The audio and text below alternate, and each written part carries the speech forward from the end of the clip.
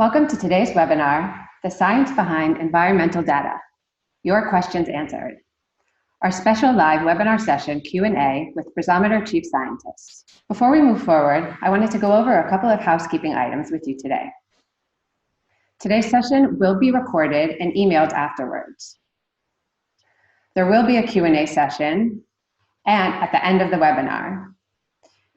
I invite you to send in your questions at any time during the webinar and when we start the actual live Q&A session at the end. And we will be happy to get to them. If we do not get to them by the end of the webinar, someone will follow up with you after. To ask questions, please use the Q&A panel that can be found when you click on the Q&A button at the bottom of your screen. Today's agenda is based on the questions that you guys sent in, as well as questions that we've received in the past. I want to take this time to thank all of you who sent in your questions when we sent out the call for question email. It has helped us shape this webinar and all the webinars that we've done so far. So the agenda will follow, we'll start with an intro to the dynamic nature of air pollution, pollen and fires, challenges in monitoring environmental data, and then we will address your questions and answers, during which we will be live video. Today's webinar will be hosted by Dr. Gabriela Adler, Chief Scientist here at Brisometer. Gabby believes that it is her greatest duty as a scientist to bring science to the people.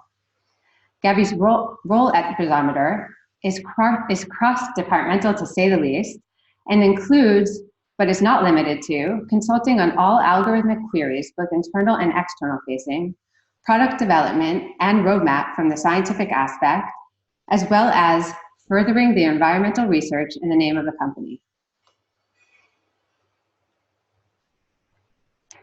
My name is Ronit Margulies. As I forgot to introduce myself, I am the Digital Marketing Manager here at Brisometer, and I will be your co-host for today. For those of you who don't know us, Brisometer is a 5-year-old big data company with a mission to bring air pollution awareness to billions of people around the world, helping them to make informed decisions, protecting their family's health, and improve their overall quality of life.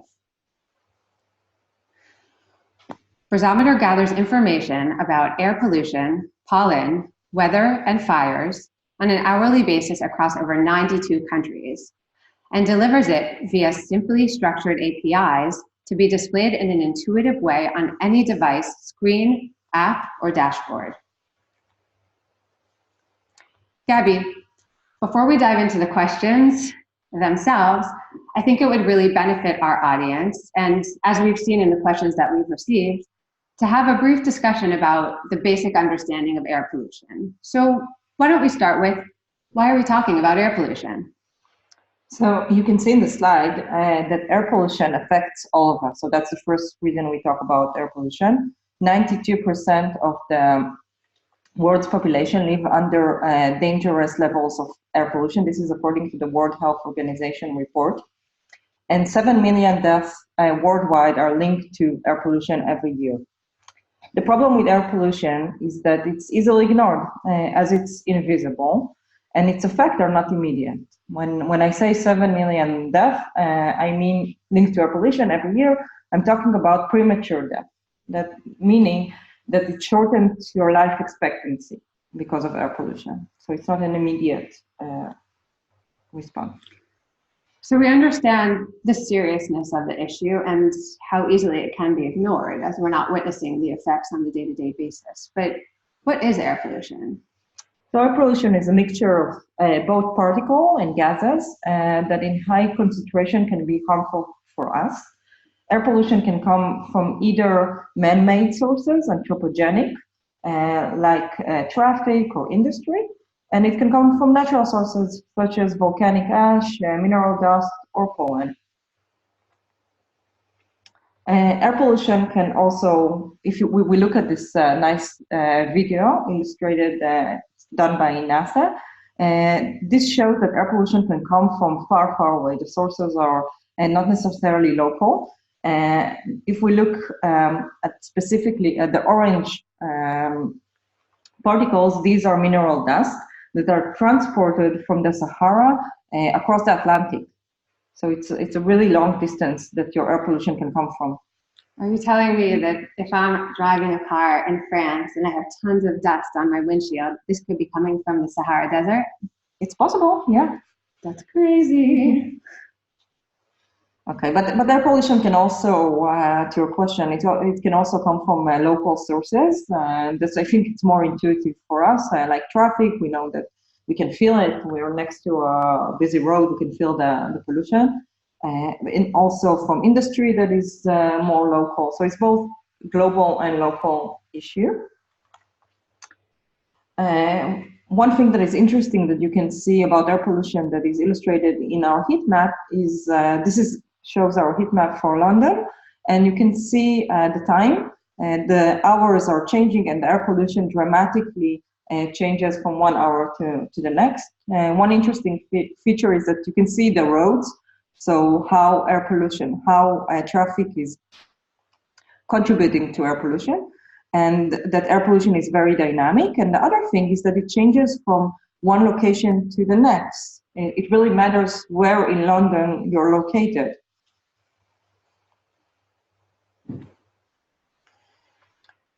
So Gabby, now that we understand more of the dynamic nature of the behavior of air pollution, both locally and globally, let's jump right into the first question, which is related to the data sources themselves. Are governmental sources for air pollution monitoring known to be the most accurate? Why shouldn't we use this data, which is open to the public and free? Okay, so it's true that the monitoring stations are the most accurate for the specific location of the station, and I'm emphasizing that, and for the specific pollutants that are being measured. So let me explain. Typically, the different governments measure air quality by monitoring stations, and for each pollutant, there is a different monitor. So there is a monitor for ozone, a monitor for CO, and monitor for PM2.5, etc. The problem with this, or the limitation of this method, is that the stations could be really far from each other. And this is an example from Australia, from stations in Australia, and the station compared to breathometer map or heat map that you can see the pollution. So as we showed before, air pollution is very dynamic, right? So we care about the street level rather than an area level. While the different governments, they have a different purpose. They want to report air quality for regulatory purposes, which is more on a regional or a city or an area basis rather than here and now. And if you know that it matters if you're next to a road or you're 2 blocks away in a quiet park that is not affected by traffic, then you want to know what is the air pollution here and not miles away from you. So that's one limitation. The other limitation is time. So air pollution, as we said before, is very dynamic. So it changes from 1 hour to the next. You saw that in the video. And this is a nice illustration of the same location. Now I'm now at 9 o'clock, and I want to know what is air pollution at the location where I'm at. If I look at the monitoring station, it will probably show me data that is 2, 3, 7 hour old, because monitoring stations have a delay in reporting the data. They're not real time. It takes time to process the data and to deliver it to the user or to the public. And it can be irrelevant sometimes. So you can see in this example that 6 o'clock is not the same air pollution as 9 o'clock. I'll give you an extreme case. If there is fire, for example, the monitoring station may not report it for 2 to 3 hours. Another limitation is the fact that not all pollutants are measured by all monitoring stations. So you can get a picture that is not complete.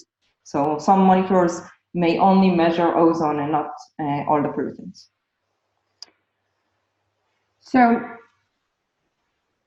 So speaking of getting the data exactly where you are, wherever you may be, and having it be relevant to you at that time, here's another question we have. how are you using different sources of data to predict air pollution at a place where maybe there's no sensor available? Right. So thank you for putting this question in this order, because it really helps me when I explain what are the limitations of the monitoring station. Now I can complete it with what we do. So yes, we believe that monitoring stations are really accurate and they're a reliable source that we put into our algorithm, but it's not enough. So we add to that other layers of information. For example, we add traffic information that we collect every 12 to 13 minutes. We collect data about traffic jams and the speed of the cars, and we relay that to air pollution for each location around the globe. We use weather information, we use satellite information, we use dispersion models, we use regional and global models. As I explained before, the effects are both. And we use machine learning to predict air quality in time.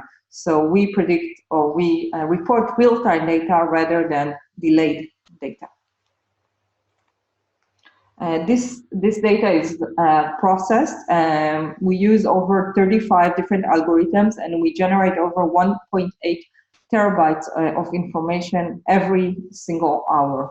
You can see numbers for the pollutants and the different health categories as well. I think you can imagine which question is going to follow this, Gabby, but let's show them. My hometown has only one air quality monitoring automatic station, which has not been working for some time now. This question actually came from a Basometer app user. I know Basometer uses other data like weather, climate, and traffic besides the local sensor. My question is, how accurate is Basometer's AQI? Okay. So, first of all, we compare our accuracy to the monitoring stations that we find reliable. And in this table, you can see the different, our accuracy in terms of the health categories. So most of our clients or customers are interested not in the concentrations of air pollution, but rather the health categories. Is it good, poor, moderate, etc.? And so here we show our accuracy in terms of the percentage of time in the last month for each hour that we were correct in reporting the right category. So if it was good, we reported good. If it was poor, we reported poor. So for example, in the US, 95.15% of the time in the last month, we were correct in reporting the right category.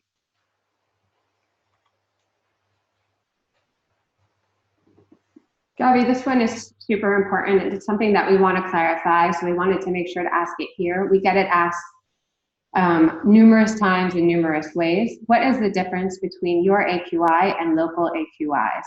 How can you compare the difference between the two AQI values? Okay, sorry, I want to go back to the question before, because I forgot to mention something for the audience. Our accuracy is changing from one place to another, as you can see. And we can report our accuracy in different ways. So if you're interested in a specific way, I don't know, in terms of concentration or for a specific pollutant, etc., please feel free to email us and we'll send you the information. Okay, so now I'm gonna answer your question about the air quality index. Thanks, Gabby. I'm sorry, I just forgot. Okay, so I think first of all, I need to explain what is air quality index, AQI. For those of you who are not familiar, air quality index is the way the different governments communicate air quality. So the average Joe does not know what 200 ppb means, right? And in order to translate this to a language where everyone can understand, we take concentrations, or the different governments take concentrations and translate them to an index. And this index can vary. So for example, in the US, it goes from 0 to 500, and in Hong Kong, it goes from 1 to 10, and it can vary from one country to another. There are many different air quality indexes. And for each number, there is a category associated with it that relates to health. So there is good and moderate and hazardous, and all of this is based on epidemiological studies that the different governments decided to use for to build their air quality index. What's the problem with that? The problem is that each country has a different way to do that, right? So the thresholds are different, and some of them are ascending, and some of them are descending. So, for example, in the US, 500 is hazardous, it's bad air quality, while others have high numbers as being good air quality. And I would like to know how the air quality in New York is compared to Beijing, right? And there is no easy way to do that. If you don't compare concentrations, you cannot really do that. But the air quality index is very different in China and in the US. Like speaking two different languages. Exactly. And so that's the reason we decided in Breezometer to make a global air quality index. And you can just, right now, if you want to you can look at our heat map and see the air quality at your location and compare it to another place. New Zealand compared to Germany, or China compared to New York, whatever you like. You can see it very easily. Our index goes from 0 to 100, 0 being poor, 100 being excellent, where the logic is that percentage, where I got 100%, I got 100 in my exam, and so that's for us, it's good air quality. The other limitation with using air quality index for different countries, and the reason we created our own index, is the fact that the air quality index is mainly meant for regulatory purposes, as I mentioned before. And if I take particulate matter particles of a size of 2.5 microns, PM2.5, for the US EPA AQI, you can see that the air quality index is based on a 24-hour average. And that makes sense for regulatory purposes. However, we see that people, customers, businesses we work with, they want to know the air quality here and now, and not 24-hour average. And so our index is hourly based. And I'll give you an example why is it important, because again, if there is an event like fire and it just started, our index would show it. And if you take a 24-hour average, that would not show the fire so well, right? Because it will do an average of high concentration with, let's say, good air quality, and it will be maybe moderate. So that's the difference. At this point, guys, we've gotten to the special Q&A section. As we're going live, we want to invite you again to send in your questions, and forgive us any technical difficulties as we join you. Yeah, we're going to go live. Okay. I mean, we are live. We are live. The video. Hello. Hi, all. We're talking to you live from Breezometer's headquarters. At this moment, our favorite intern, Avi, is collecting your questions, and he's preparing them for us. Again, I want to thank you all for joining us and for sending in the questions and for joining us on all the webinars. We're always happy to have you and to be giving the event. So Avi's sending us in your questions. Keep them coming. Again, if we don't answer all of them, we will follow up with you after the webinar. It's really fun, actually, to see the questions coming. So yeah, keep them coming. Question 1, Gabby, have you applied machine learning to your algorithm? Well, that's a short answer, yes. We use machine learning to predict air quality in time. Great. Second question, I see they're coming in fast. What elements or pollutants are integrated into the Breezometer AQI, and how much weight do you give to each? So we report over 13 different pollutants, depending on the different countries and the availability of the information. But for our air quality index, we use 6 pollutants: CO, NO2, SO2, PM2.5, PM10, and ozone. And for the questions of how much weight we give, so we use the dominant pollutant as to see what our air quality index is, and this is a method that is done in many countries worldwide. There's actually a follow-up to this one. Gabby, ready for it? Is pollen considered air pollution? Okay. Great question. So, yeah, so we also report pollen, but not as part of our air quality, but it's a different product, and there is a reason for that. So pollen is similar in a way to air pollution because it's a particulate, it's a particle. However, pollen is, first of all, it's a biological particle, and second, it's quite large compared to the particles that are typically reported in air quality. So I mentioned before, particulate matter of size of 2.5 is 2.5 microns, and PM10 is particulate matter in the size of 10 microns, right? Pollen is a little bit larger than that, and we report it in a different product. That's the reason. Cool. Next question. How do you go from data to index value? Okay, so this is really similar to the way other countries do their AQI. We also have a table that is based on different epidemiological studies, and I don't have the table right here, but we're happy to share upon request. Please email us or email Ronit here, and we will send you our ebook for the bucket. Here's a great one to follow up from one of the questions that we presented in the webinar. How do you measure accuracy? Okay, so I mentioned before that our ground truth is the stations or the monitors of the different governments. This is a really expensive equipment, and it's being aligned and maintained by the different governments, and we trust its reliability. And the way we do it, we use leave one out cross validation method, which means that basically we take out one station or one monitor each time, and we see what our algorithm would predict without this station. Then we compare the results of our algorithm to the measurement of the station after it came in, right? I said before there is a delay, so we're waiting for the right data to come in, and then we compare that. And then that is how we see our accuracy. We do that for over 47,000 monitors worldwide. Next question. What is the spatial resolution of the data provided? Okay, so it's around 500 meters of block resolution. Great. How reliable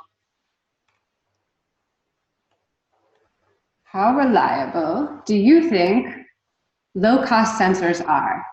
Okay, so it's a tricky question because which low-cost sensors are you talking about, right? There are really different low-cost sensors. Some are more reliable than others, I would say. And I suggest I refer you to a really nice report on it. Can you send it? Or we can send it upon request. Avi, you see the link that I'm just sending you now. Can you please share it with the chat with all the participants? If we're unable to, we will follow up with it afterwards. Okay, so the South Coast AQMD, it's an air pollution control agency that did a really nice report about many low-cost sensors and their reliability. So I suggest you look at that. Of course, there are many other sensors that are not part of this report. Do you take data from regulatory monitoring devices only, or can you have access to other data coming from system sensors used by communities or organizations? Okay, so currently we take only data from official monitoring stations, because this is data that we find reliable and we trust it. However, in the future, if we see reliable data from sensors, we can integrate it, no problem, and we will do so. I mean, it's part of that. Fantastic. Give me one moment.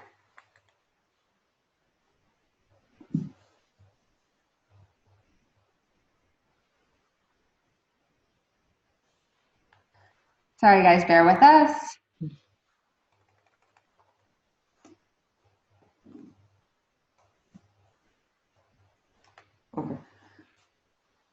Okay, guys, we do have more questions, and again, we thank you for sending them in. We are going to come to the end of the webinar now. I want to give a really huge thanks to Gabby. Thank you. For spending the time with us, going live on the video with us, and really giving us more of a feeling of the science behind the data, which I know it's interesting to everyone listening.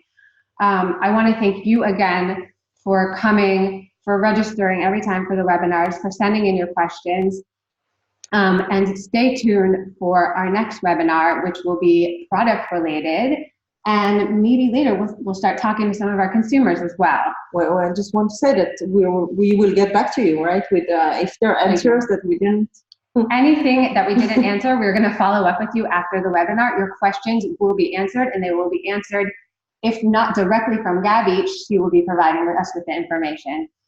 So I want to say thank you again, and we will see you on the next webinar.